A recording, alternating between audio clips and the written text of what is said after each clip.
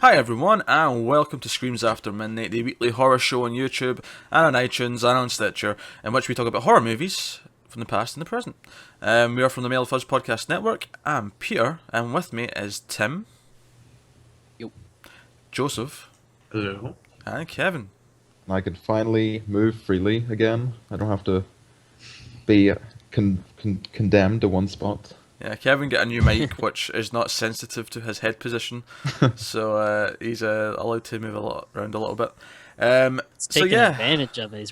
He's just flailing like a madman. he's like that SNL skit with Jim Carrey from the 90s, with his head. What the hell are you talking about? What is love? Nobody hurt me. Jim That one? Carrey? Yeah, Jim Carrey. No. This was a thing. No, you're thinking of Chris Kattan and Will Ferrell. No, Jim Carrey. I've seen the video on YouTube. Jim Carrey's in this. Okay. God damn it. Fuck. Anyway, we're here talking about horror movies, not old SNL skits. And this week we're going to talk about a new release, and that is Crimson Peak, the new film from Guillermo del Toro. Came out just last Friday, and we all went to go see it. So we're going to talk about it, and as always on this show, it is full spoilers for the film we are discussing.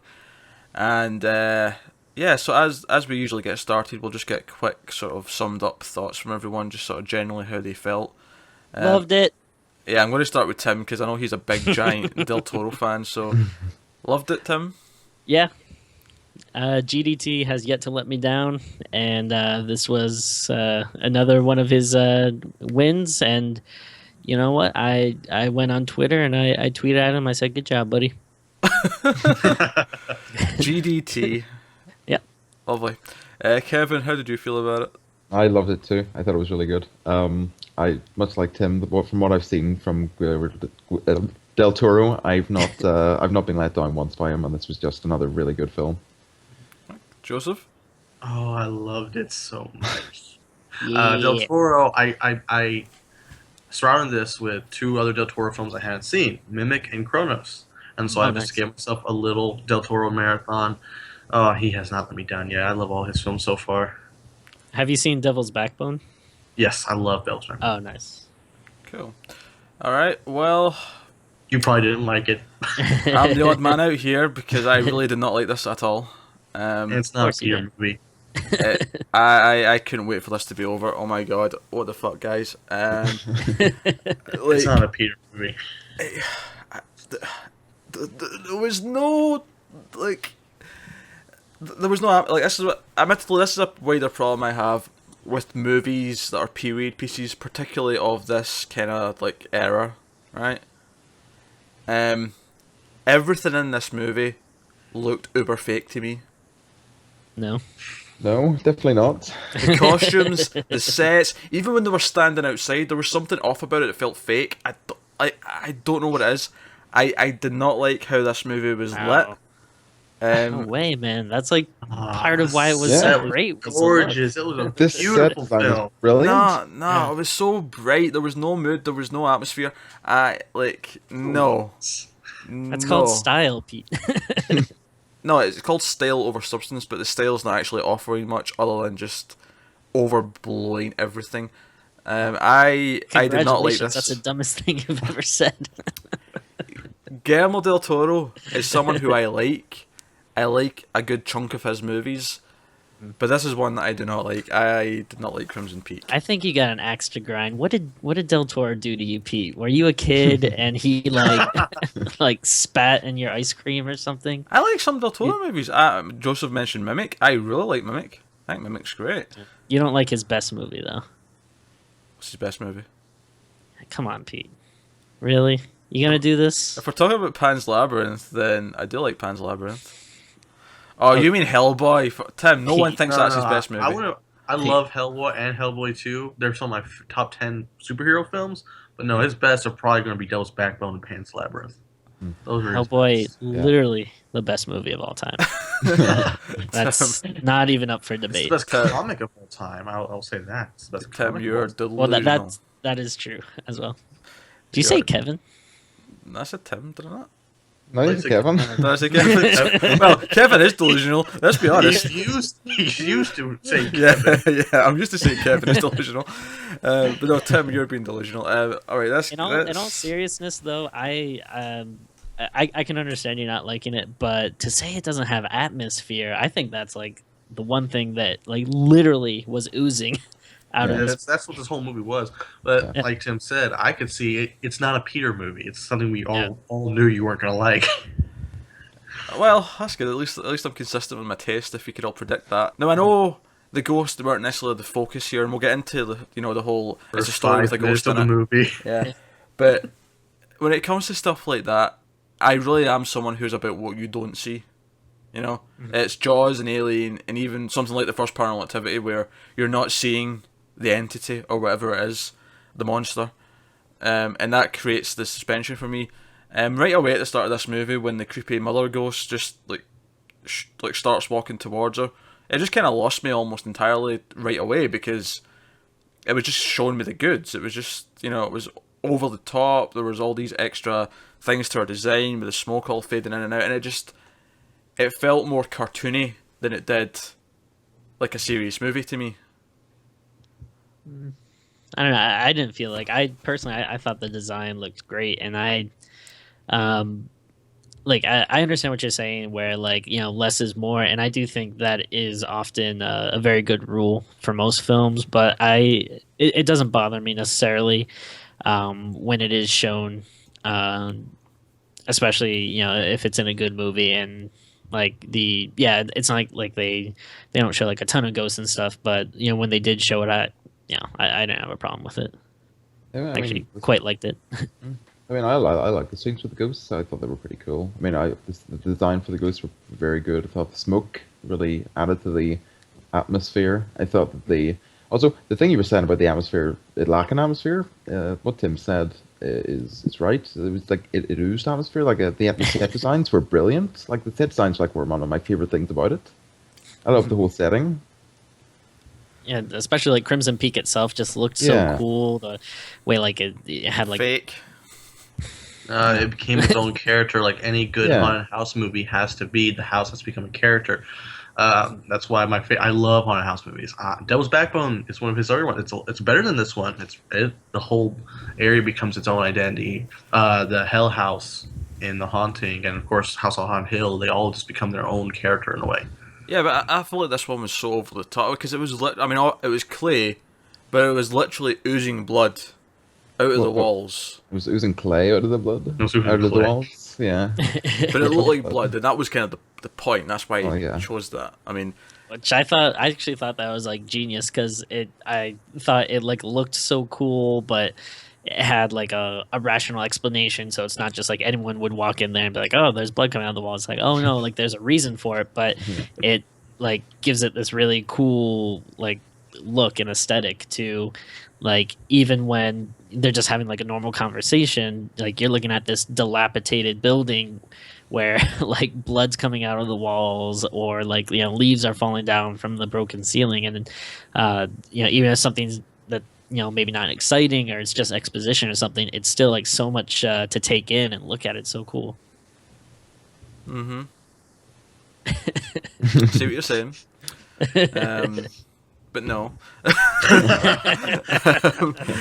I'm just kidding. I don't know. Admittedly, by the time we even got to Crimson Peak, by the time we got to the house, which is a good, the whole entire first act at the very least is all set up to get to the house.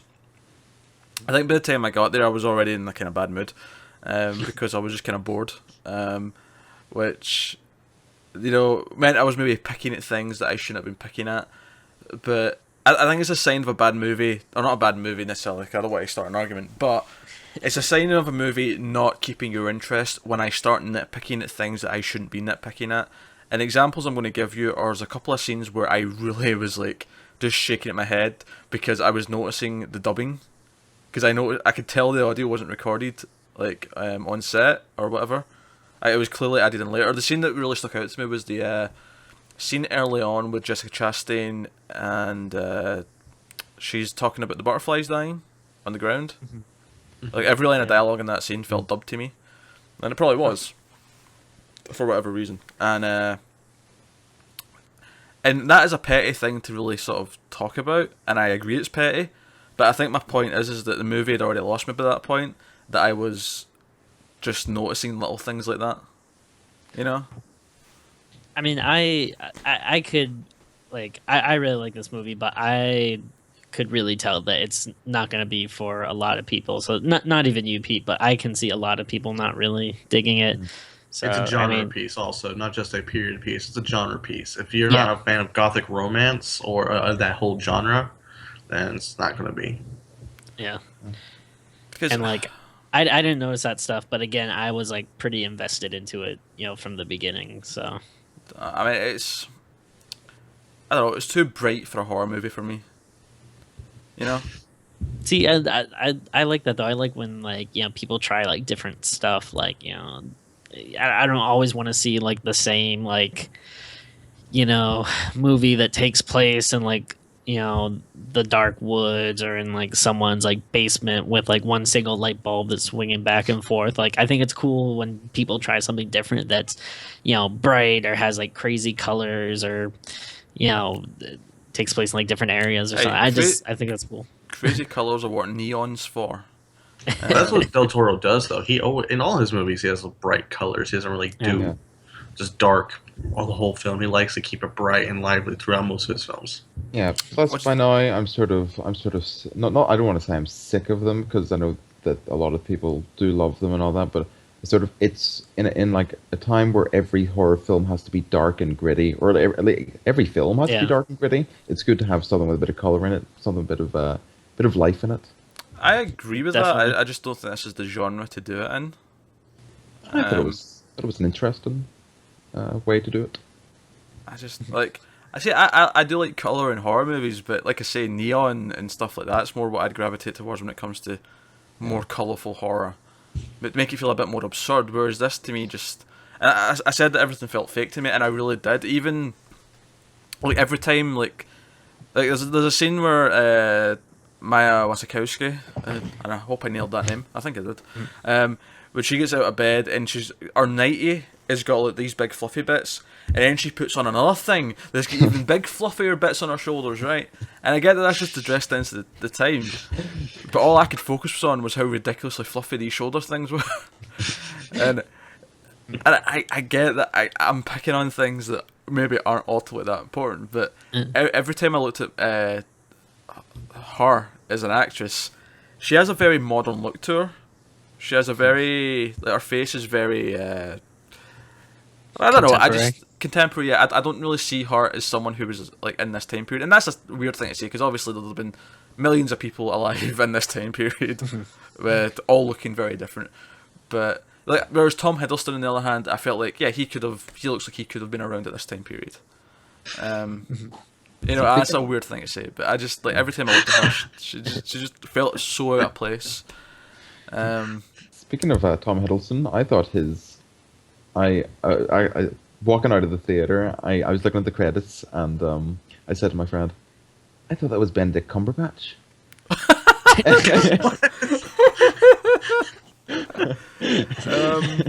Anyway, but I thought he was really good in it. I thought he played Baronet guy really well. I really enjoyed him in it. There's a reason why we're using actor names, Tim, because no one's probably going to remember most of the character names. Tom Sharp. Oh man. Tom Sharp Baronet. Yeah. Have you been taking that tea from Jessica Chastain? Apparently. Jesus. Yeah, so it's something in my throat. Right. So, let's talk about the plot then. Let's just move this along. Yeah, let's just talk about the plot. I'm sure I'll complain about things looking fake again later, but the plot. I think another problem I have with this movie is that everything just is exactly what it appears to be. Right from the first moment you see Jessica Chastain's character, and she looks like she doesn't like that her brother's got this woman on his arm. I'm like, okay, she's clearly the evil one of the two, and she's probably having sex with her brother. I actually called that, like, Actually, well, I didn't think they were actually brother and sister. I thought the twist was going to be they're not brother and sister and they're actually having sex. But they decided to just keep them as brother and sister and they're still having sex. As you do. Incest is a game for the whole family after all. Like I kind of like thought that early on too, but I don't know. Like at the same time, I think we're like so conditioned to having like surprises and plot twists that sometimes like we get mad if there isn't any, and if stuff is kind of just like what it seems. But I don't think there's anything wrong with that necessarily. I'm not mad that there's not a twist. I mean, sometimes any good twist should theoretically be predictable to someone, because otherwise it, that means it actually pays off on the story it's building up to. So if it's just completely out of left field, then Like then a it's Shyamalan twist. well, some of them work, some of them don't. But like, I just want to throw it in for Kevin's face. but like it should be predictable in some way, because that way it's actually paying off in the story that's been building up to it. I think the problem here is that it just feels so choreographed. Like from the get go, as soon as you meet the characters, I felt like there was no interesting surprise. In fact, the only time I sort of perked up throughout the story, honestly, and this is going to make me kind of sick, is the couple of really harsh moments of violence, because that's at the point where it stopped feeling like a play, because the whole thing felt like a play to me. That was like one of the first things I thought of when I came out of the theater, was that like, oh, like another good title for this movie could have been Uncomfortable Places to Get Stabbed. Because like there are so many like odd stabbing choices. Armpit stabbings. Yeah, cheek. I was like, oh, it's like a lot of wincing. I do appreciate that. I appreciate that. I always like it when there's like a shooting or a stabbing, and it happens in a really weird place that you don't usually see. Like it was on Agents of S.H.I.E.L.D. last season where someone gets shot in the side.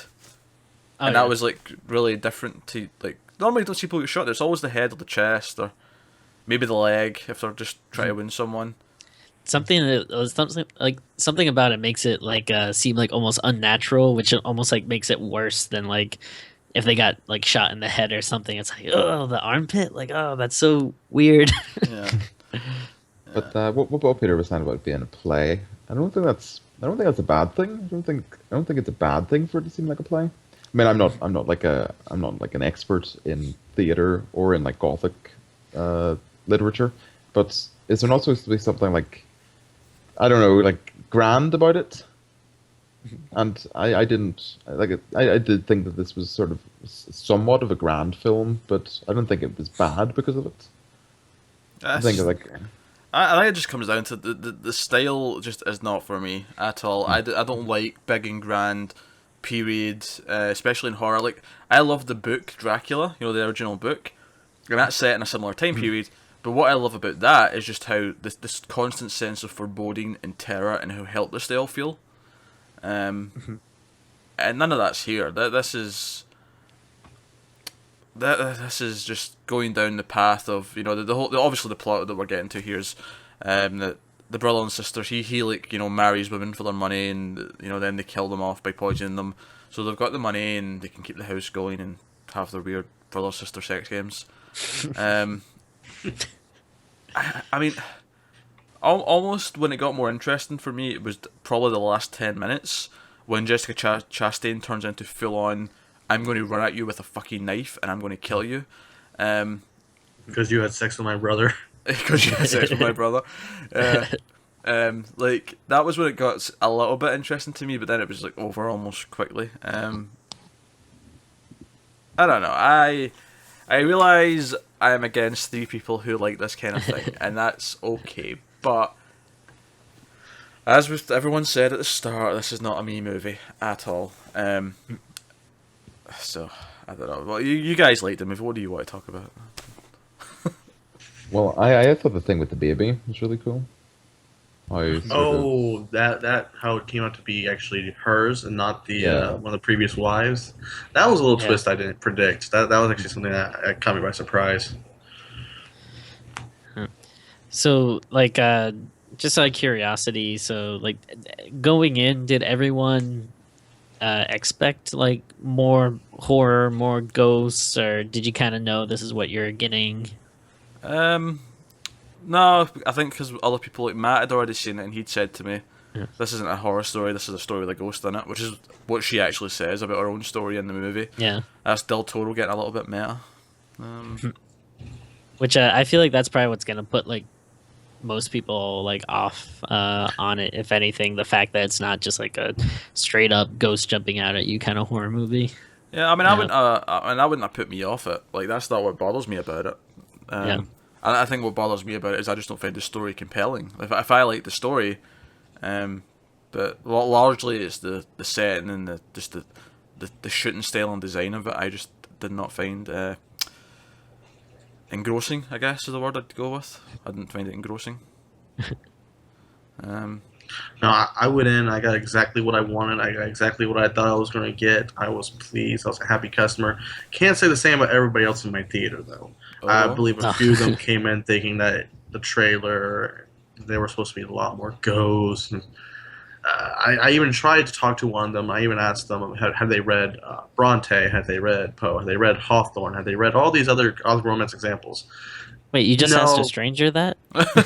Well, we were just talking. It was usually everyone's just. I'm not gonna lie, Joseph. If some stranger came up to me and goes, "Have you read Poe? Have you read Hawthorne?" I'm like, "You're a pretentious douchebag. Why are you asking me that?" No, the guy was kind of, we were both waiting on somebody. We were both waiting on somebody to come out of the restroom after the movie, and he just kind of brought up the Oh, conversation. you mean the wives? No, I didn't go with my wife. All right, okay.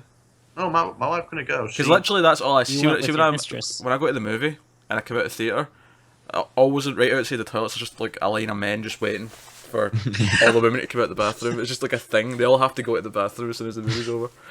No, but I was just he was he just saw me in the theater. He asked what I thought, and then when I told him my feelings, he disagreed with me. I tried to explain to him why. I like this guy. He says he's a nice man. He's my kind of guy. He's the wrong I kind. The don't guy know, who though. expects more ghosts, though, I mean, I just he's not your kind of guy. I don't know. This to me was the supernatural done in a way that I don't like the supernatural done. For a start, bright in the open, you can see all of it. At least in terms of horror, I don't mind when it's all in the open if it's something else. Like if you're watching Casper, it's kind of weird if they hide Casper the entire movie. But you know, That's kind of more like I kind of feel that's almost Del Toro's philosophy. That it's just the supernatural is very open to him, and it's hardly ever evil. A lot of times it's for good, and he never really hides it too much. I don't know if I'd really say it was like out in the open and stuff. Like it seemed like it was very kind of like confined to like it would just be in like one corridor or one like room or something, and then it would like disappear when other like Well, it people was would come. It was confined to her, but they all Yeah. seem to appear to her, no one else. It's almost as she had the sixth sense to see them. until the end when the sister scene. Yeah. Yeah. Hiddleston. I just feel like the way like Pete's saying it like almost makes it sound like they were just kind of hanging out, like they were just sitting in like in a chair and like oh shit, I'm supposed to scare you now. Like no, like it's not. No, but that would have maybe even been better. I think. What? I think the problem more than just that they're out in the open is that he actually has these long build up of them like coming out of the ground really slowly and the creepy noise effects, and that was actually something else that I really bothered me. Is I thought all the sound effects were really over the top as well for a lot of it. Like every time like someone like opened a door or like picked up a knife, like the knife noise getting picked up just felt like really like as if they turned it up just to make it really accented. Okay, there's nitpicking, and then there's like tuning your ears for higher pitched sounds than they normally should. I'm sorry, like everything. I keep going back to this, but everything felt fake. All the noises, all the visuals, they felt fake. I felt like I was watching actors on a stage the entire time. Did you not like The the? genre.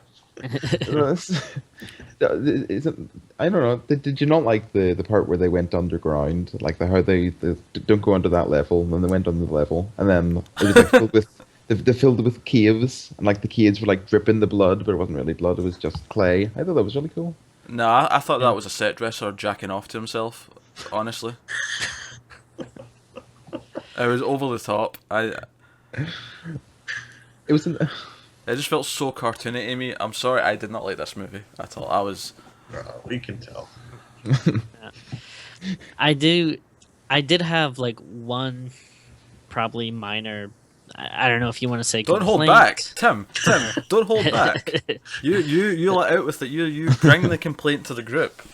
The only thing that kind of like got me in the movie was the doctor character.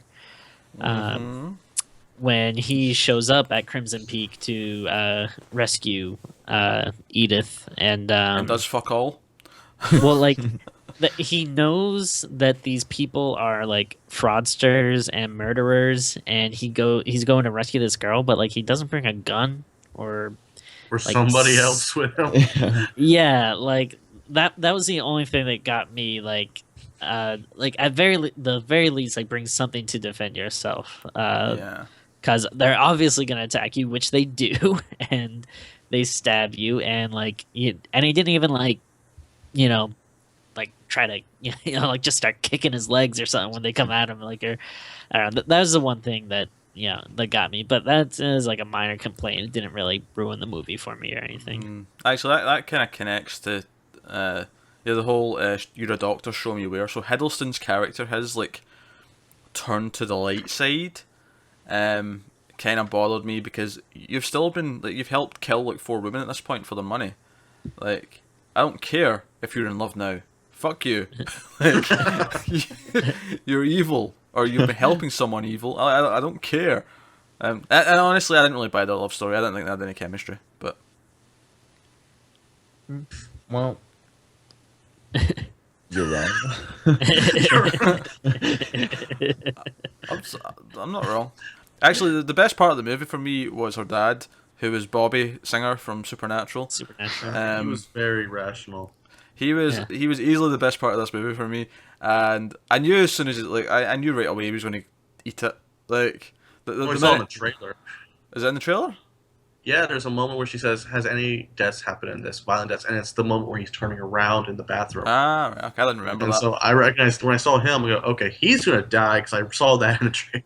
Yeah, I just predicted he was going to die because it felt like such a sure thing, like to get her to want to leave or whatever. Like it felt like It was way- brutal too. it was brutal. It was Again, brutal. probably one of the better moments in the film. It was the brutal violence. What can I say? The question though, that he was alone in that bathroom, and apparently nobody saw her walk into the bathroom. But she was in a male dress to sneak into the bathroom. Did no one around the city see a woman walking in a male dress? Well, what like I think like in a previous scene he had like mentioned to one of the people working there or whatever, like I think they said something like, "Oh, you're here early, sir," and he said like, "Oh, I like to go into the club like before it opens or right before it opens so I can have my privacy." So I just figured like he was probably like there really early and there's no one else around, and then Not a single soul. yeah, and then I don't know, maybe she changed on the way in or out or through an alleyway or something. But that's what I kind of figured.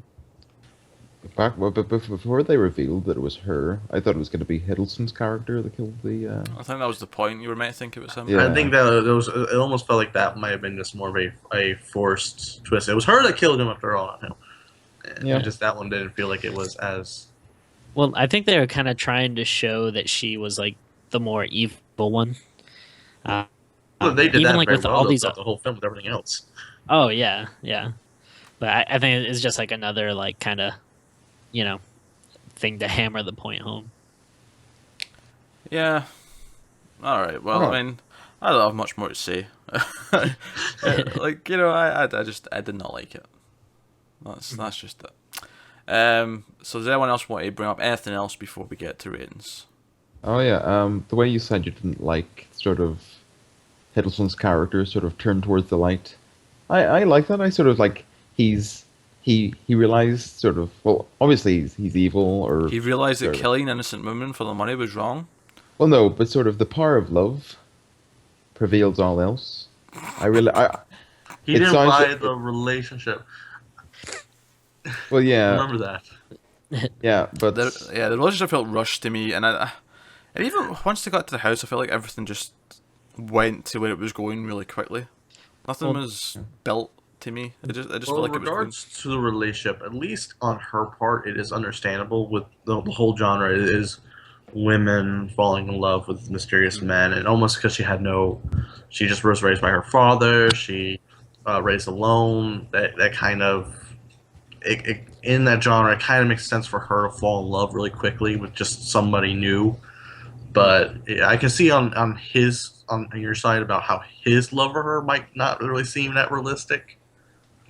But I at mean, least on hers, I can see. Oh, actually, that reminds me. When they first meet at the start of the movie, and she's like typing up her novel or whatever, and he comes in, he glances at it for like 10 seconds and goes, "Oh, this has got talent. It's very good. Don't you see? It's captured my attention." You glanced at it for 10 fucking seconds. How can you tell an entire novel's got anything? Like, you can. He glances at it. He knows what it's about. He knows Yeah. the quality. yeah, I can't really defend that. That was a little weird. But again, it's such a minor nitpick, though. Yeah. Mine or my ass. All right, let's wrap this up. Peter's done. He's done with it. I think I'm done. Also, Skype is starting to struggle as well. We're all going stuttery on my end for some reason. All right, so let's what can we do out of 10? How many stab wounds in the cheek out of 10? Are we giving this movie? Kevin, hit me with it. Well, I was like the complete opposite of you. I really loved this film. I really loved everything it was going for. I loved the whole atmosphere, which it had in troves. I love the setting. I love I actually really like the character. I wouldn't say I love the characters, but I really like them. Ooh, I love the dog, by the way. The dog that disappears yeah. for the final act. Well, Yeah. I thought that she killed it. That's why I kind of. Oh yeah, assumed, she did. I forgot that. Yeah, she did kill which it. made me sad. But But yeah, so I'd give it a solid 8.5. Stab wounds in the cheek out of 10. 8.5. 8.5. Tim, what'd you give it?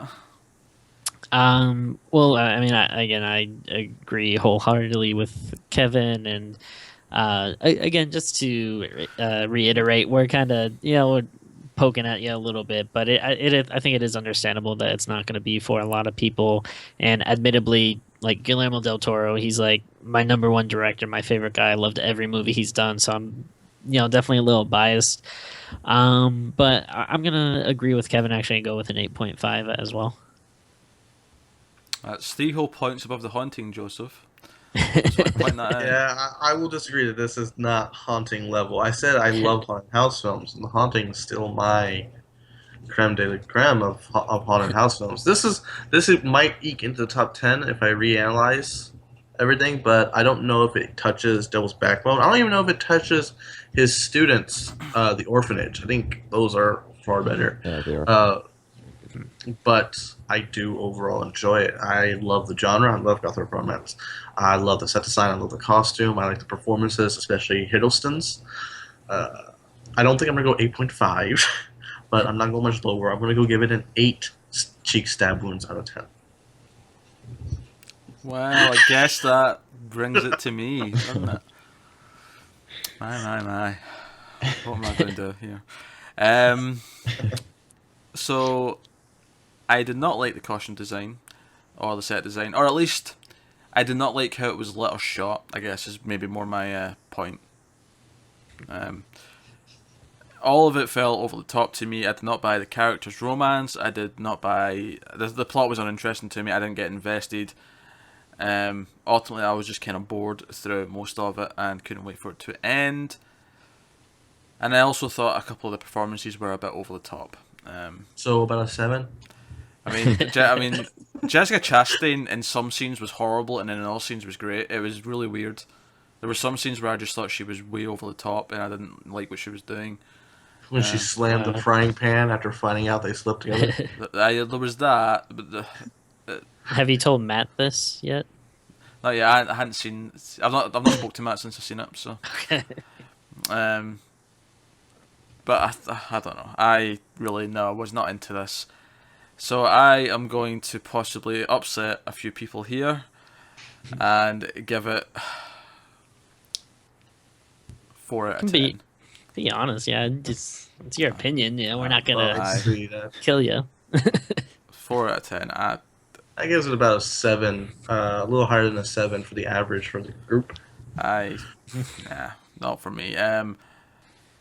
Don't get me wrong. I don't think it's like a train wreck like some of the other crap I've seen. Like I'm not like Del Toro knows how to, point a camera at something. And it's not for you. It's understandable. It's just- nah. everyone We all has- predicted it's not for you. Yeah. Not for me at all. So have we all had like one movie where we've been like the odd person? Well, yeah. Last week we had Paramount 84 with Kevin over there. Well, that's the opposite, I suppose. One movie where we didn't like it, or just one movie where we were the opposite of everyone else. I guess just one where we're all the opposite. Yeah, I think so. Like, well, I don't know. Tim's had The Haunting. I've had Paranormal Activity 4. I've had Crimson Peak, and Joseph's had a few because he didn't like either God Told Me Unfriended? To or Unfriended. He didn't like Unfriended. Yeah. Yeah. Yeah, well, no, remember though, Paranormal Activity 4 maybe retroactively Yeah, changed. Yeah, retroactively Unfriended's gotten a couple of points higher. But yeah, God Told Me To, that. And then I don't think I love New York Ripper as much as the rest of you. I think that was Yeah. fine. Yeah. That was okay, but I didn't love it. Actually, that's a good point. You had like 3 in a row where you were like the only one who didn't like it. That was a weird little string there. But okay, I guess that'll wrap up Crimson Peak for the week. So I think between the 4 of us, you can tell if you're going to like it or not. If you side with me or more with the other guys in taste. Hopefully me. I want some backup. Back me up in the comments, people. Peter's Army in the comments. That'll be nice. Just before we go though, just quick updates on the Octoberthon from everyone. I will start by saying I have had a bit of a quiet week or so. I did watch Good Night Mummy, which was an interesting film. Nice. I'll keep my Looking thoughts. forward to that. I'll keep my thoughts off of it though, because we'll no doubt cover that at some point on the show. But and I've rewatched a few things, but I'm going to have to work really hard in these last couple of weeks to get close to some of these other guys' numbers. But Tim, what have you watched this past week? Let's see. Well, I'm up to 28 new watches for the month so far. Some of the most interesting ones and the ones that I've probably liked the most is The Editor. I forget if I mentioned that last time, if I'd watched it. I've also been watching all the Friday the 13th, which I was actually surprised at how many I haven't seen, and some of them being really good, others kind of campy but still fun. Yeah, in fact, mentioning that, the next episode of the 1.21 Gigawatts Movies podcast, we're going to be talking about all the Friday the 13th movies, and Tim's guesting on that show. That's our Yes. Halloween special for that show. So I'm very excited about that. And actually, and one I just want to point out as maybe one of my highlights of the month so far. I really liked is this Japanese horror movie from the 90s called Hiroku the Goblin. It kind of reminded me of like Evil Dead, but set in a Japanese high school. If that's enticing for anyone. It actually kind of is. I've never heard of this, but it sounds interesting. Was that on I Netflix or Hulu? I had to order the DVD because I couldn't find it Oh, streaming okay. anywhere. The DVD, I don't think it was that expensive. So like I'm not trying to say that it's like a high art, like really good movie. Like it's definitely like it reminded me of Evil Dead. Like it's cheesy. It's got really over the top gore, but it was really cool. I liked it a lot. You're speaking my language. All right, Kevin. But what sort of major updates from you? Oh god, like yourself, I've had a bit of a quiet week. I've been focusing on playing my games more than I've been watching my films. But I think the highlight of my week so far has been I think I really loved Friday the 13th Part 2 because which is surprising because I was not that fond of the first one. Actually, and I think that holds up with a lot of people. I think the first Yeah. one isn't that great, and then it's like the sequels that become Friday the 13th that everyone knows and loves. So if you love that, I mean, you might hate all of them, and that's understandable. None of them are high art, but No, but I really enjoyed the second one, so I'll be looking forward to maybe watching a few more of those. Maybe not all 10, but Yeah. Joseph, how many more hundreds have you watched in the past week? I watched The Host, Phantoms, The Grudge 2, the Japanese version, Reincarnation from the same director, Ginger Snaps, Satanic Rites of Dracula, Omen 2, Horror of the Zombies, Chronos, Mimic, Candyman, Tales from the Dark Side, Crimson Peak, and Legacy of Blood, unlocking bonuses in 2000s, 70s, and 90s. I'm up to 688 points with 32 new watches and 4 rewatches. God damn. Well, that's a target to try and hit, I suppose. Out of that list, though, Ginger Snaps is the one that sticks out to me as being good. My 3 so far this month that I probably say I've enjoyed the most are Kira Neko, which is a 19. I've seen that. Well, I've seen The Japanese one. Japanese Love movie, that. yeah. Reanimator, Nice. and then let me look through my list again, and then Chronos, of course. Those are 3 that might touch my top 50 for the end of the month. Speaking of Reanimator, I watched Castle Freak, another Stuart Gordon movie. I've seen that.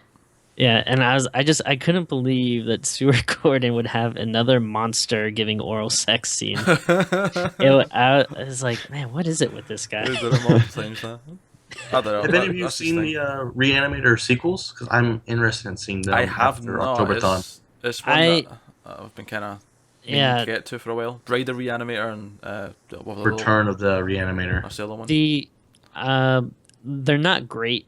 Bride, I liked better. They're interesting. I think they're worth watching, but like I wouldn't go crazy. Why does a lot of horror films the sequel have to be the bride of it? yeah. Because, well, I mean, to be fair, it was kind of like a piss take on Frankenstein, so it kind of makes sense that their follow-up would be...